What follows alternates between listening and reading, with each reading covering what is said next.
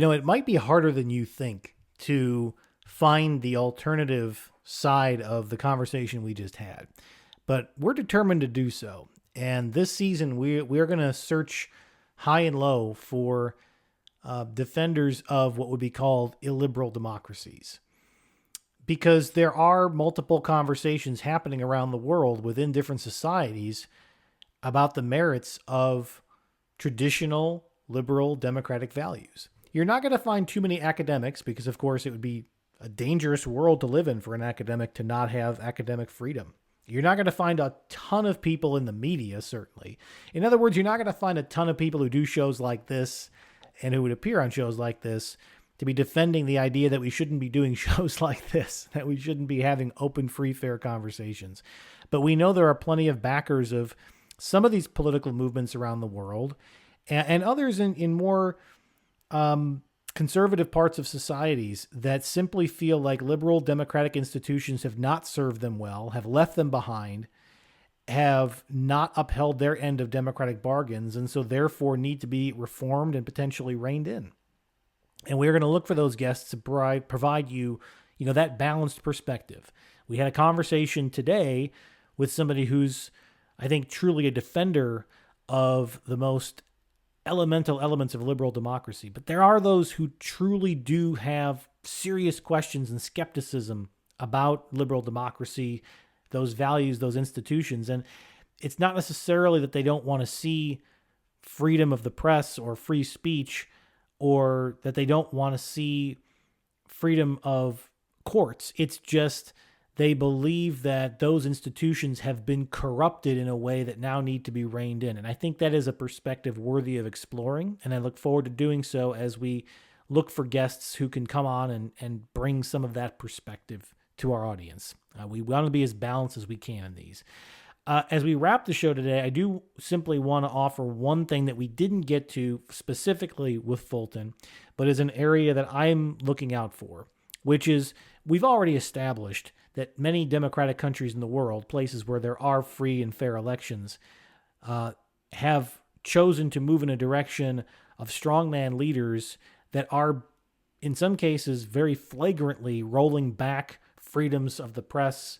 They are infringing upon the independence of courts. They are infringing upon the freedoms of universities and academic institutions, and they are making free speech difficult for their political opponents and adversaries. But what we didn't talk about is one of the natural outcomes of a more centralized government with less transparency, with less freedom for individual expression, and with a weakened rule of law. And that is overwhelming corruption, blatant, in-your-face, pay-to-play corruption, which can happen anywhere in the world, even in the most advanced liberal democracies, and of course it does.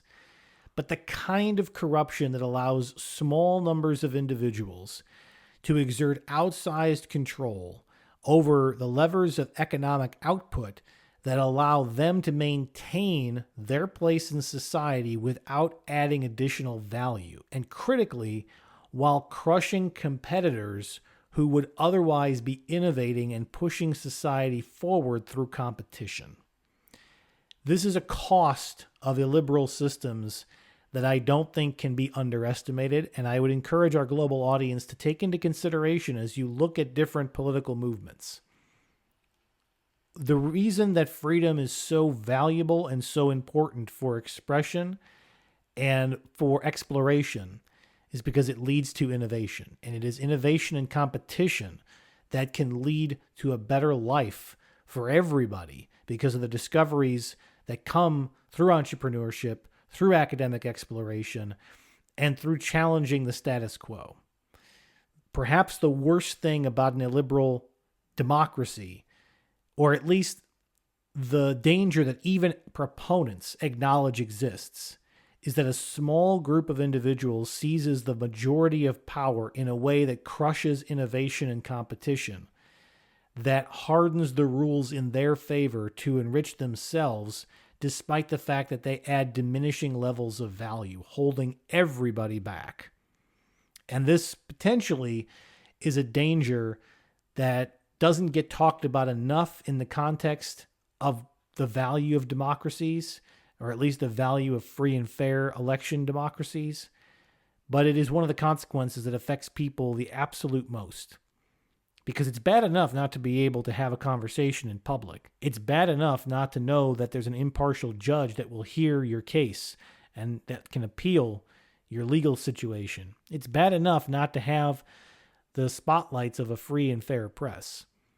But to not have the benefits of a modern society because innovation has been pummeled and because a small number of very powerful elites are maintaining power simply for maintenance sake, not because they've brought any new value to the market, that is a consequence, a second-tier consequence that can affect everyone's quality of life in future generations.